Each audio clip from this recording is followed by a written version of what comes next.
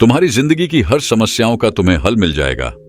आज की कहानी सुनने के बाद तुम्हें कोई समस्या नहीं रहेगी। तो चलिए उस अद्भुत कहानी की शुरुआत करते हैं।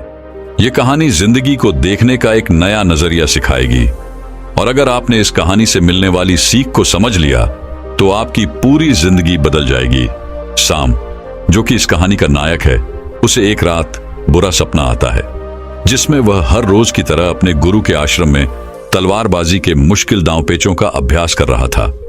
उसका अभ्यास अच्छा चल रहा था, लेकिन जैसे ही वह एक ऊंची छलांग लगाकर जमीन में वापस आता है, उसका एक पैर टूटकर कांच के टुकड़ों की तरह बिखर जाता है। उसकी ऐसी हालत देखकर सभी लोग डर जाते हैं, लेकिन एक रहस्यमय आदमी बड़ी शांति से उन टुकड़ों को इकट्ठा करने लगता है, जिसने भूरे रंग के जूते पहने हुए थे। साम घबराकर नींद से जाग जाता है। उस समय रात्रि का अंतिम प्रहर चल रहा था और वह खुद को शांत करने के लिए बाहर टहलने निकल जाता है। कुछ देर चलने के बाद वह एक पुराने से घर के बाहर आकर रुक जाता है और उसके बाहर बने चबूतरे पर जाकर बैठ जाता है। तभी एक बूढ़ा आदमी उस घर से बाहर निकलता है, जिसने बिल्कुल वैसे ही जूते पहन रखे थे जैसे साम ने अपने सपने में देखे थे। साम उसे कहता है कि तुम्हारे पैरों में अलग अलग जूते हैं। तो जवाब में वह आदमी कहता है कि इसमें से एक जूता नया है और दूसरा पुराना। फिर साम वहां से उठकर जाने लगता है और वह आदमी वहीं चबूतरे पर बैठ जाता है। लेकिन जब अगले ही पल शाम पीछे मुड़कर उस आदमी को देखता है तो वह आदमी उस घर की छत पर पहुंच चुका था, जो कि आश्चर्यचकित कर देने वाली बात थी, क्योंकि एक बूढ़े आदमी के लिए बिना किसी सहारे के इतनी जल्दी छत पर पहुंच जाना असंभव बात थी। साम उस बूढ़े आदमी से पूछता है कि उसने ऐसा कैसे किया, लेकिन वह आदमी रहस्यमय ढंग से चुपचाप उसकी ओर देखता रहता है। तो सांभ वहां से चला जाता है। फिर सांभ आश्रम के अभ्यास मैदान में तलवारबाजी का अभ्यास करने जाता है। साम अपने आश्रम का सर्वश्रेष्ठ तलवारबाज था, लेकिन वह अपने प्रदर्शन से संतुष्ट नहीं था। वह खुद को दूसरों से बेहतर समझता था, इसीलिए वह थोड़ा घमंडी भी था। अपने आप को सबसे श्रेष्ठ साबित करने के लिए वह तलवारबाजी पर ऐसे ऐसे प्रयोग करता था जो कि बहुत ही मुश्किल और खतरनाक थे। ऐसे प्रयोग करके वह सर्वश्रेष्ठ तलवारबाज बनना चाहता था, क्योंकि तलवारबाजी के क्षेत्र में ऐसे प्रयोग और अभ्यास आज तक किसी ने नहीं किए थे। लेकिन उन अभ्यासों को वह कर नहीं पा रहा था और बार बार जमीन पर गिर जाता था। उसके गुरु को यह सब जानलेवा अभ्यास पागलपन लगते थे। वह उससे कहते हैं कि तुम एक बेहतरीन योद्धा हो, लेकिन तलवारबाजी के इन अभ्यासों को कर पाना संभव नहीं है, क्योंकि इसके लिए असाधारण ताकत, अचूक टेक्निक और निडरता की जरूरत है। और अगर तुमसे जरा सी भी गलती हुई तो तुम बुरी तरह घायल हो सकते हो या फिर तुम्हारी जान भी जा सकती है। गुरु की बातें शाम को दुखी कर देती हैं। उसे इन विशेष अभ्यासों को करने के लिए विशेष प्रशिक्षण की जरूरत थी। तो मदद मांगने वह उस बूढ़े आदमी के पास चला जाता है। शाम उससे पूछता है कि आप पलक झपकते ही उस ऊंची दीवार पर उस दिन कैसे चढ़ गए थे, क्योंकि मैं खुद एक योद्धा हूं और मैं अच्छी तरह यह जानता हूं कि कोई भी योद्धा ऐसा नहीं कर सकता। वह आदमी कहता है, उसे समझने के लिए अभी तुम बहुत कमजोर हो और तुम्हें बहुत कुछ सीखने की जरूरत है। लेकिन शामू को अपने अभ्यास और ज्ञान पर बहुत घमंड था, इसीलिए वह कहता है कि मुझे हर चीज की जानकारी है और तुम मुझसे कोई भी सवाल पूछ सकते हो। तो वह बूढ़ा आदमी उससे पूछता है कि क्या तुम खुश हो। शाम को यह प्रश्न भी मतलबी लगता है, लेकिन फिर भी वह कहता है कि मेरे पिता के पास बहुत सारा धन है, मैं पढ़ाई में भी अच्छा हूं, मेरे अच्छे मित्र हैं, मैं देखने में भी सुंदर हूं और लड़कियां मुझे पाने के लिए मरती हैं। जवाब में वह बूढ़ा आदमी कहता है कि अगर तुम्हारे पास सब कुछ है तो फिर तुम रात में सो क्यों नहीं पाते। तुम कल भी रात्रि के अंतिम प्रहर में मेरे पास आए थे और आज भी तुम रात्रि के अंतिम प्रहर में ही आए हो। उस बूढ़े व्यक्ति की रहस्यमय बातें सुनकर शाम उसकी तुलना दुनिया के महान दार्शनिकों से करने लगता है और उसे दार्शनिक बाबा के नाम से ही बुलाने लगता है। उसके बाद वह आदमी पूछता है कि अगर तुम देश के सर्वश्रेष्ठ तलवारबाज की प्रतियोगिता का हिस्सा ना होते तो तुम क्या कर रहे होते। यह प्रश्न सांभ को अंदर से हिलाकर रख देता है, क्योंकि उसने सर्वश्रेष्ठ तलवारबाज बनने के अलावा और कुछ भी नहीं सोचा था। पर उस बूढ़े आदमी ने यह सवाल पूछा क्यों। सांभू को लगता है कि वह आदमी सनकी है, इसीलिए वह घबराकर वहां से चला जाता है और उसे भूलने का प्रयास करने लगता है। अपनी रोजमर्रा की जिंदगी की तरह वह दोस्तों के साथ मजे करता है, नशा करता है और लड़कियों को आकर्षित करके उनके साथ समय बिताता है। पर इसी दौरान अचानक सिर्फ एक पल के लिए वह दार्शनिक बाबा उसके सामने आ जाता है, जो एक इशारा था कि सांब अपनी हरकतें सुधारे। तो सांब दार्शनिक बाबा से मिलने उसके पास चला जाता है। उन दोनों में थोड़ी बातचीत के बाद गीता नाम की लड़की खाना लेकर आती है, जो कि उस बूढ़े व्यक्ति की मुंह बोली बेटी थी। फिर वो दोनों खाना खाने लगते हैं तो सांब अपने मुंह में खाना ठूसने लगता है और जल्दी जल्दी खाने लगता है। लेकिन दार्शनिक बाबा कहता है कि तुम्हें अपना खाना आराम से आनंद लेते हुए खाना चाहिए।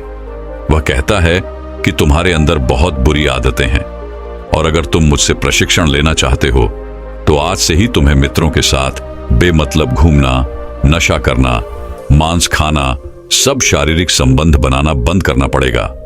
लेकिन शाम को अपने प्रशिक्षण और अभ्यास पर बहुत घमंड था, तो दार्शनिक बाबा उसे कुछ समय के लिए घुटने मोड़कर खड़े रहने के लिए कहता है, जो देखने में तो बहुत आसान लगता है, लेकिन थोड़ी ही देर में सांब का सब्र जवाब दे देता है और वह वहीं जमीन पर गिर पड़ता है।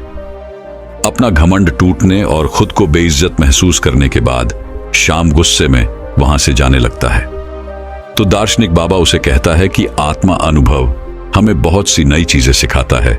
हमारे अंदर हर सवाल का जवाब है, इसलिए बाहर से सोचना बंद करो और अपने अंदर अपने आत्म अनुभव से उनके जवाब ढूंढो।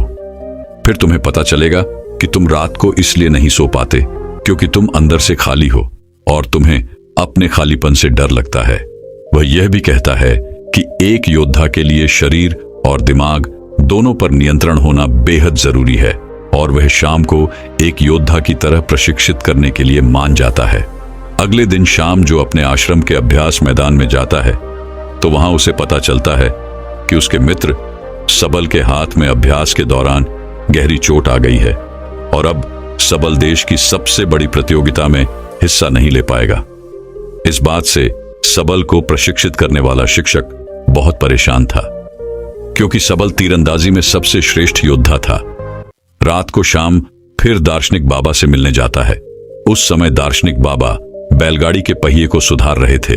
वह सामने से एक लोहे का टुकड़ा मांगता है, तो सांब भी जानबूझकर उस लोहे के टुकड़े को बाबा की तरफ तेजी से फेंकता है, लेकिन बाबा बिना उसकी ओर देखे बड़ी आसानी से उस लोहे के टुकड़े को अपने हाथों में पकड़ लेता है। शाम दोबारा से ऐसा करता है, लेकिन दार्शनिक बाबा फिर से उसे बिना देखे पकड़ लेता है। दार्शनिक उससे कहता है कि हमारे दिमाग में लाखों बेतुके विचार चलते रहते हैं, जो हमारे लक्ष्य को धुंधला बनाकर हमें भटका देते हैं। फिर वह शामू को थप्पड़ मारकर उसे उकसाता है और बदले में मुक्का मारने के लिए कहता है। पहले तो शाम शांत रहता है, लेकिन जब वह दार्शनिक बाबा पर हमला करता है तो दार्शनिक उसे पलक झपकते ही चारों खाने चित्र कर देता है और उससे कहता है कि अपने लक्ष्य के अलावा जो कुछ भी तुम्हारे दिमाग में चल रहा है वो सब बेकार है। उस कचरे को अपने दिमाग से बाहर निकाल दो। और वह उसे अगली सुबह नदी के पुल के ऊपर मिलने बुलाता है। अगले दिन जब शाम नदी के पुल पर पहुंचता है तो दार्शनिक उसे धक्का देकर उनसे नीचे गिरा देता है। शाम गुस्से में दार्शनिक पर चिल्लाने लगता है। तब दार्शनिक कहता है, जिस पल तुम नीचे गिर रहे थे उस पल तुम्हारा दिमाग बिल्कुल खाली था, अब फिर से उसमें कचरा भर चुका है। शाम गुस्से में कहता है कि मेरे दिमाग में कोई कचरा नहीं भरा है। तो दार्शनिक शाम के दिमाग पर नियंत्रण करके वह सब देखने लगता है जो उसके दिमाग में चल रहा था। फिर वो कहता है कि अगर तुम अपना ध्यान इन फिजूल के विचारों में रखोगे तो तुम अपने वर्तमान के पलों को जी नहीं पाओगे, और जब तुम अपना सारा ध्यान वर्तमान के पलों में रखोगे तब तुम्हें पता चलेगा कि तुम क्या कर सकते हो और कितने अच्छे से कर सकते हो। शाम को चोट लगने के बाद तीरंदाजी सिखाने वाला शिक्षक सभी छात्रों की परीक्षा ले रहा था। इस दौरान शाम दार्शनिक के सिखाए तरीके से अपने ध्यान को एकाग्र करने में सफल हो जाता है और पूरी एकाग्रता के साथ तीरंदाजी का बेहतरीन प्रदर्शन करके दिखाता है, जो कि शायद सबल से भी बेहतर था। सभी लोग शाम के ऐसे प्रदर्शन को देखकर हैरान रह जाते हैं। फिर उस रात शाम दार्शनिक को पूरी बात बताता है। वह खुश था और उसे अपने प्रदर्शन पर गर्व था, क्योंकि दूसरे खिलाड़ी योद्धा उससे जलने लगे थे। लेकिन दार्शनिक की उसकी बातों में कोई दिलचस्पी नहीं थी। वह कहता है कि तुम अभी भी अतीत में जी रहे हो और तुम्हें अपने प्रदर्शन पर घमंड भी है। इसका मतलब अभी तुम कुछ भी नहीं सीखे। इतना कहकर वह उसे घर जाने के लिए कहता है और आज रात उसे कुछ भी सिखाने से मना कर देता है। लेकिन यहां कुछ अजीब होता है। शाम वहां छुपकर सुबह होने का इंतजार करता है और सुबह होते ही दार्शनिक का पीछा करने लगता है। दार्शनिक शाम के आश्रम के अभ्यास मैदान में चला जाता है और जाकर एक ऊंचे स्थान में बैठ जाता है। जब शाम उसके बगल में जाकर बैठता है तो वह महसूस करता है कि वो सभी खिलाड़ी योद्धाओं के दिमाग को पढ़ पा रहा है। वो उनके दिमाग में चल रही सभी बातों को सुन सकता है। उसे हैरानी तो तब होती है जब शाम स्वयं को उस अभ्यास मैदान में आते हुए देखता है। यह देखकर वह अपनी जगह से नीचे गिर जाता है। फिर उसे पता चलता है कि यह सब तो उसका भ्रम है। ना तो सुबह हुई थी और ना ही उसने दार्शनिक का पीछा किया था। यह तो दार्शनिक था जो उसके दिमाग से खेल रहा था। दार्शनिक उससे कहता है कि अभी तो बहुत कुछ सीखना बाकी है, लेकिन शाम बुरी तरह से डर चुका था तो वह घबराकर वहां से चला जाता है। इस घटना का शाम पर उल्टा असर पड़ता है। उसका आत्मविश्वास नीचे गिरने लगा था, जो उसके साथी योद्धा भी महसूस करते हैं और उसका शिक्षक भी, क्योंकि उसका प्रदर्शन कमजोर पड़ने लगा था। अगले दिन वह दार्शनिक के घर के बाहर गीता को देखता है, जो कि दार्शनिक के लिए खाना लेकर आई थी। वह उससे कहता है कि मुझे लगा था कि दार्शनिक के तरीकों से मैं एक बेहतर योद्धा बन सकता हूं, लेकिन मेरे साथ बिल्कुल उल्टा हो रहा है। फिर दार्शनिक शाम से वो सारे काम करवाता है जो आज से पहले उसने कभी नहीं किए थे, जैसे कि कचरा साफ करना, गंदगी साफ करना, कपड़े धोना, लोगों की मदद करना, घूमना और गप्पे मारना बंद, मांस खाना बंद। सामने यह सब कर तो रहा था, लेकिन उसे यह सब बेमतलब लग रहा था। उसका प्रदर्शन सुधरने की बजाय दिन प्रतिदिन खराब होता जा रहा था, क्योंकि वह दार्शनिक की बातों को समझ नहीं पा रहा था। और एक दिन तंग आकर वह दार्शनिक से झगड़ने लगता है। वह कहता है कि गंदगी साफ करके मैं कौन सा योद्धा बन सकता हूं, लेकिन दार्शनिक कहता है कि मैं तुम्हें किसी भी स्थिति में ध्यान करना सिखा रहा था और इससे तुम्हारा घमंड और बुरी आदतें कम हो जाएंगी। लेकिन शाम का गुस्सा बढ़ता ही जा रहा था। वह कहता है कि तुमने पहले दिन मुझसे पूछा था कि क्या मैं खुश हूं, तो आज मैं तुमसे पूछता हूं कि क्या तुम इस खंडर में खुश हो। असल में शामू को लगता है कि दार्शनिक जिंदगी से हारा हुआ व्यक्ति है, जो अपनी जिंदगी में सफल नहीं हो पाया है, और उसकी रहस्यमय बातें सुनकर वह गलती से उसके चक्कर में फंस गया है। दार्शनिक उसे अपनी भावनाओं पर काबू करने के लिए कहता है, लेकिन शाम तो उसकी एक भी सुनने को तैयार नहीं था और गुस्से में वह दार्शनिक से कहता है कि अपनी खुशी में खुद तलाश लूंगा, और अपना प्रशिक्षण छोड़कर वहां से चला जाता है। अफसोस शाम ये समझ नहीं पाया कि दार्शनिक उसे निस्वार्थ भाव से दूसरों की सेवा करना सिखा रहा था, जिससे उसका घमंड कम हो सकता था। खैर, शाम ने अपनी पुरानी दिनचर्या को वापस अपना लिया था, जैसे नशा करना, मांस खाना, दोस्तों के साथ भी समय बर्बाद करना, लड़कियों को आकर्षित करके उनके साथ समय बिताना और दूसरों से श्रेष्ठ लिखने के लिए जानलेवा अभ्यास करना। एक दिन ऐसे ही जब वह खतरनाक अभ्यास कर रहा था, तब ऊंचाई से गिरने पर उसका पैर बुरी तरह घायल हो जाता है। फिर इलाज के दौरान उसे पता चलता है कि उसके दाहिने पैर की हड्डी सिर्फ टूटी नहीं है, बल्कि चकनाचूर हो गई है, जिसमें अलग अलग 17 दरारें पड़ चुकी हैं। चिकित्सक उससे कहते हैं कि अगर तुम अपना ठीक से ध्यान रखोगे तो अगले कुछ महीनों में तुम चलने लगोगे, सिर्फ चलने। शाम को पता चल चुका था कि उसका सर्वश्रेष्ठ तलवारबाज बनना लगभग असंभव हो चुका है, क्योंकि उसे चलने के लिए भी बैसाखी का सहारा लेना पड़ता था और उसका प्रशिक्षण भी पूरी तरह से बंद हो चुका था। टांग टूटने के साथ ही अब उसका घमंड भी टूट चुका था। फिर एक दिन गीता उससे मिलती है। उसे शाम की चिंता हो रही थी, क्योंकि देश की सबसे बड़ी प्रतियोगिता में हिस्सा लेने का उसका सपना टूट चुका था। वो दोनों एक दूसरे को अच्छी तरह से समझते थे और वो एक दूसरे को पसंद भी करने लगे थे। शाम अपने सपने को यूं ही टूटता हुआ नहीं देखना चाहता था, इसीलिए वह अपने शिक्षक से मिलता है और कहता है कि मैं अभी की छोटी छोटी प्रतियोगिताओं में तो हिस्सा नहीं ले पाऊंगा, लेकिन 10 महीने बाद योद्धाओं के चुनाव की जो अंतिम प्रतियोगिता होगी, मैं उसमें जरूर हिस्सा लूंगा। जिसके लिए उसने प्रतियोगिता कराने वाली समिति को अपना आग्रह पत्र भी भेज दिया है। लेकिन शिक्षक को उसकी हालत देखकर लगता है कि श्याम अब कभी भी प्रतियोगिता में हिस्सा नहीं ले पाएगा, क्योंकि उसके पैर की हड्डियां टूटी हुई है और अब उसका प्रशिक्षण भी बंद हो चुका है। अपने सपने को टूटता हुआ देखकर श्याम गुस्से से भर जाता है और घर जाकर तोड़ फोड़ करने लगता है। यह दौर उसकी जिंदगी का सबसे मुश्किल दौर था। उसका सब कुछ बर्बाद हो चुका था। अब उसके जिंदा रहने का कोई मतलब नहीं था। इसलिए अपनी जिंदगी खत्म करने के लिए वह एक ऊंची इमारत पर चढ़ जाता है। इससे पहले कि वो नीचे कूद पाता, वहां कुछ अजीब होने लगता है। उसे एक इंसान नजर आता है जो कोई और नहीं बल्कि उसी की बुरी परछाई थी। वो परछाई उसके घमंड, उसके गुस्से, उसके डर, उसके संदेह और उसके अंदर चल रही उथल पुथल की थी। वो कोई और नहीं बल्कि उसी के अंदर का शैतान था। वो शामू को नीचे कूदने के लिए उकसा रहा था। यहां शाम समझ जाता है कि अगर वो अपने अंदर की सभी बुराइयों को खत्म कर देगा तो उसके अंदर शांति आ जाएगी। तभी वह शैतान नीचे गिरकर हमेशा के लिए खत्म हो जाता है। लेकिन यह सब तो बस उसका एक सपना था। वह शैतान तो अभी भी उसके अंदर ही था। उसने सपने के जरिए अपनी जिंदगी की सच्चाई को देखा था, तो मदद मांगने वह दार्शनिक के पास चला जाता है। फिर शाम दार्शनिक के पास जाकर रोने लगता है। दार्शनिक उसे कहता है कि हर चीज का एक मकसद होता है। अब तुम्हें अपने सवालों के जवाब अपने अंदर से ही ढूंढने पड़ेंगे, और जब तक तुम्हें अपने अंदर से कोई खास जवाब नहीं मिलता तब तक तुम उस पेड़ के नीचे बैठे रहो। शाम पेड़ के नीचे बैठकर सोचने लगता है। उसके पास समय तो बहुत था, लेकिन वो क्या सोचे उसे यह पता नहीं था। वो बार बार अपने नए जवाब के साथ दार्शनिक से मिलता, लेकिन हर बार दार्शनिक उसके जवाब से संतुष्ट नहीं होता था और उसे वापस भेज देता था।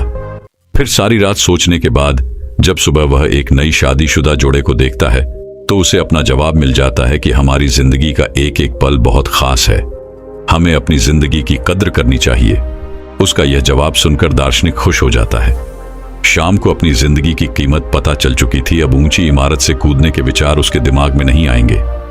दार्शनिक के साथ रहते हुए वह बहुत सी नई बातें सीखता है। दार्शनिक उसके अंदर फिर से जीने की आशा देखता है और अपनी जिंदगी फिर से शुरू करने के लिए उसे तैयार करता है।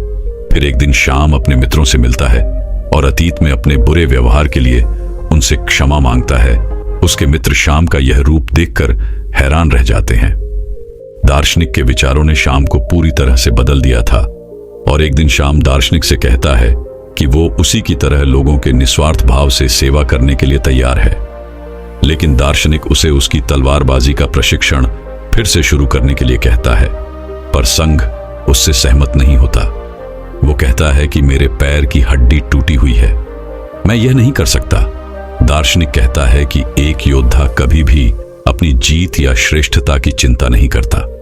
उसे जो काम सबसे प्यारा है वो उसे करता रहेगा, चाहे उसमें उसकी जान ही क्यों न चली जाए। फिर दार्शनिक उसे अभ्यास के लिए एक छोटे से मैदान में ले जाता है, जिसे उसने तब तैयार किया था जब शाम घायल होकर बिस्तर में पड़ा था।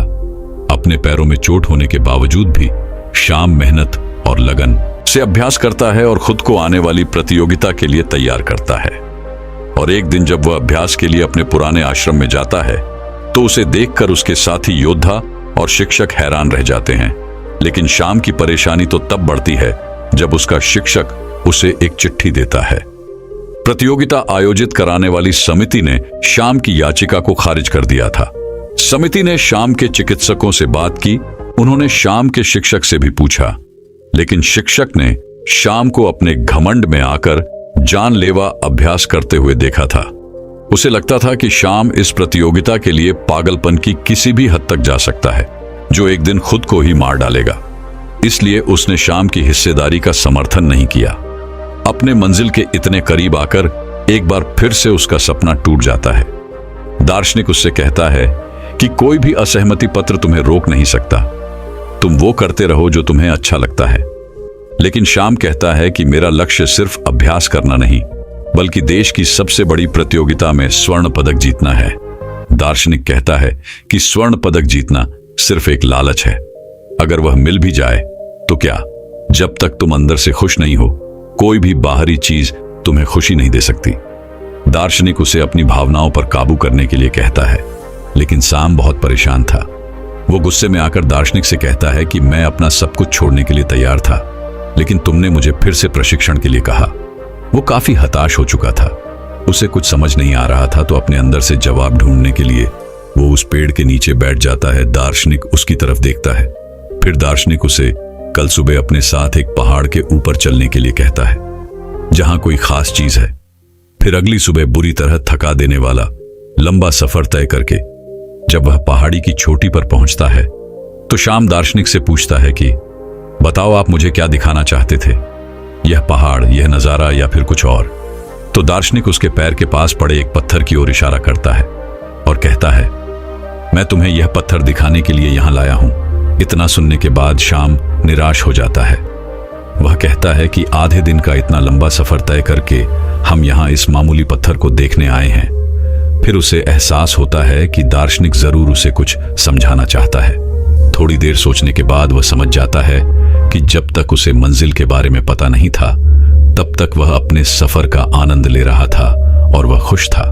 लेकिन जैसे ही वो मंजिल तक पहुंच गया, उसकी खुशी खत्म हो गई, क्योंकि जो खुशी सफर में है वो मंजिल को पाने में नहीं। शाम यह भी समझ चुका था कि उसका लक्ष्य हासिल करने का सपना भी इस पत्थर की तरह ही है, जिसे हासिल करने या ना करने से कोई फर्क नहीं पड़ता, क्योंकि असली खुशी तो सफर के दौरान है और अपने सफर का आनंद लेते हुए वह बिना किसी हार जीत की चिंता किए अभ्यास मैदान में अभ्यास करने लगता है। उसका बेहतरीन प्रदर्शन देखकर सभी हैरान हो जाते हैं और उसका शिक्षक उसे अंतिम चुनावी प्रतियोगिता में ले जाने के लिए मान जाता है। शाम अपने साथ दार्शनिक को भी ले जाना चाहता था, लेकिन जब वह उस पुरानी इमारत में पहुंचता है तो उसे पता चलता है कि दार्शनिक वहां से हमेशा के लिए जा चुका है। शायद दार्शनिक अपना काम पूरा कर चुका था। फिर अंतिम चुनावी प्रतियोगिता में शाम अपना सर्वश्रेष्ठ प्रदर्शन करता है। उसका अपने दिमाग पर पूरा नियंत्रण था। उसे प्रतियोगिता जीतने का लालच या डर नहीं था।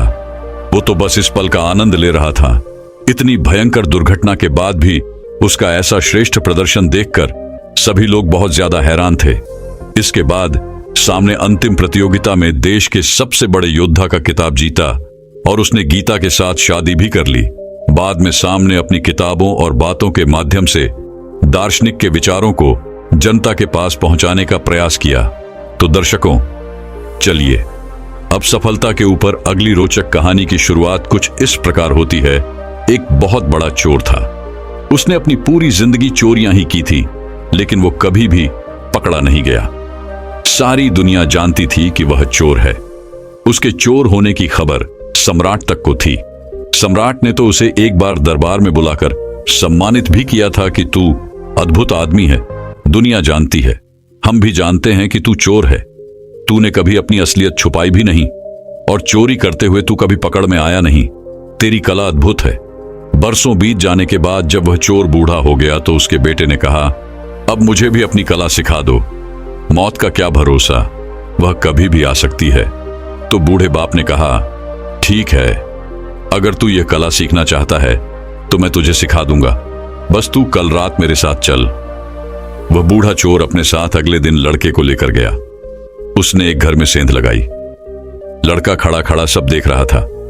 बूढ़ा चोर ऐसे सेंध लगा रहा था इतनी तन्मयता से कि जैसे कोई चित्रकार चित्र बना रहा हो, कोई मूर्तिकार मूर्ति बना रहा हो, कोई भक्त मंदिर में पूजा कर रहा हो। ऐसी एकाग्रता, ऐसी तन्मयता, ऐसा लीन कि जैसे इससे कम में काम ही नहीं चलेगा। वह मास्टर चोर था। वह कोई साधारण चोर नहीं था, बल्कि सैकड़ों चोरों का गुरु था। लड़का खड़ा खड़ा कांप रहा था। ठंड का मौसम नहीं था, लेकिन डर के मारे उसे कब कभी छूट रही थी। वह चारों तरफ चौंक चौंक कर देख रहा था, लेकिन बाप अपने काम में मग्न था। उसने एक बार भी आंख उठाकर इधर उधर नहीं देखा। जब चोरी की सेंध तैयार हो गई तो बाप बेटे को लेकर अंदर गया। बेटे के तो हाथ पैर कांप रहे थे, सांस फूल रही थी। ऐसी घबराहट उसे आज से पहले कभी नहीं हुई थी, लेकिन बाप तो ऐसे चल रहा था जैसे कि उसका अपना घर हो। वह बेटे को लेकर अंदर गया। उसने कई दरवाजों के ताले तोड़े। फिर उसने कपड़े की एक बहुत बड़ी अलमारी का ताला तोड़ा और बेटे से कहा, तू इसके अंदर जा। बेटा अलमारी के अंदर गया। अंदर हीरे जवाहरात जड़ित बेशकीमती वस्त्र थे। जैसे ही बेटा अलमारी के अंदर गया, बाप ने अलमारी का ताला लगाकर चाबी अपनी जेब में रख ली। लड़का अंदर फंस गया और बाप कमरे से बाहर गया और दरवाजे के पास जाकर जोर से चिल्लाया, चोर चोर और सेन से निकलकर अपने घर चला गया। घर के सभी लोग जाग गए भी। अलमारी में बंद लड़के ने तो अपना सिर पीट लिया कि यह क्या सिखाना हुआ। मारे गए। बाप ने तो निकलने का कोई उपाय ही नहीं छोड़ा, ताला लगा दिया और चाबी भी साथ ले गया। पूरे घर में लोग घूम रहे थे। सेन लग गई थी और लोग पैरों के निशान देख रहे थे। नौकरानी ढूंढते हुए उस जगह पर आई जहां अलमारी में चोर बंद था। लड़के को कुछ भी नहीं सूझ रहा था कि क्या करें। बुद्धि बिल्कुल भी काम नहीं कर रही थी। लेकिन जहां बुद्धि बेकाम हो जाती है वहां भीतर की आंतरिक चेतना चाहती है। अचानक जैसे किसी ऊर्जा ने उसको पकड़ लिया और उसने इस तरह आवाज निकाली जैसे कोई चूहा कपड़े को कुतर रहा हो। ऐसा उसने अपनी जिंदगी में पहले कभी नहीं किया था। उसे खुद भी अपने पर हैरानी हुई। नौकरानी चाबी ढूंढ कर लाई, दरवाजा खोला और दिया लेकर अंदर झांका कि शायद चूहा होगा।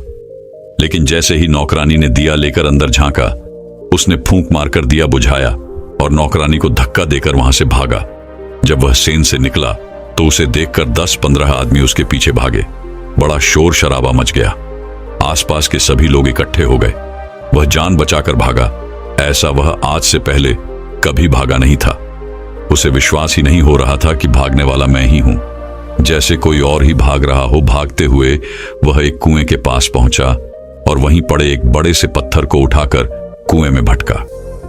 उसे यह भी नहीं पता था कि यह मैं क्या कर रहा हूं, जैसे कोई और ही करवा रहा है।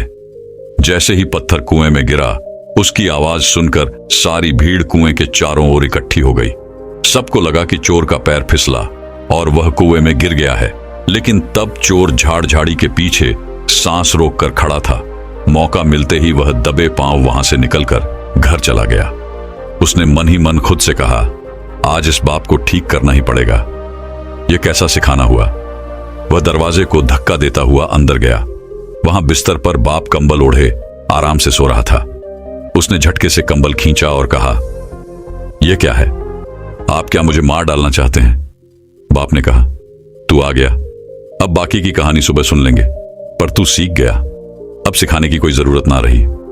बेटे ने कहा, अरे कुछ तो कहो, अरे कुछ तो पूछो मेरा हाल, क्योंकि अब मैं रात भर सो नहीं पाऊंगा। फिर बेटे ने सारी कहानी सुनाई कि मेरे साथ ऐसा ऐसा हुआ। तो बाप ने हंसकर कहा कि बस तुझे कला आ गई, ये कला सिखाई नहीं जा सकती। लेकिन आखिर तू मेरा ही बेटा है, मेरा ही खून तेरी रगों में दौड़ता है। बस अब काम हो गया, तुझे चोरी की कला का राज मिल गया। क्योंकि चोर अगर बुद्धि से चलेगा तो फंसेगा।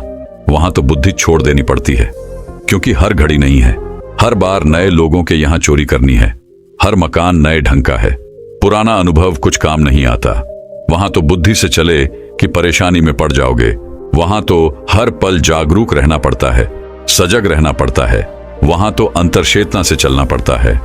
दोस्तों, वह सब अपने एक परिवर्तन में इस कहानी का उल्लेख करते हैं। वह कहते हैं कि ध्यान की कला भी चोरी जैसी ही है। वहां बस होश चाहिए। जब बुद्धि अलग हो जाती है तो सजगता आ जाती है, और जहां सजगता आ जाती है वहां तुम जाग जाते हो, और जहां तुम जाग जाते हो वहां विचार अपने आप खत्म हो जाते हैं। दोस्तों, मैं उम्मीद करता हूं कि यह कहानी सुनने से आपके जीवन में अच्छे बदलाव आए होंगे। आपको इस वीडियो से क्या सीखने मिला ये कमेंट करके जरूर बताइए, और अपने परिवार, दोस्तों या आपके करीबी इंसान के साथ ये कहानी शेयर करके उन्हें भी इस ज्ञान से परिचित करवाए।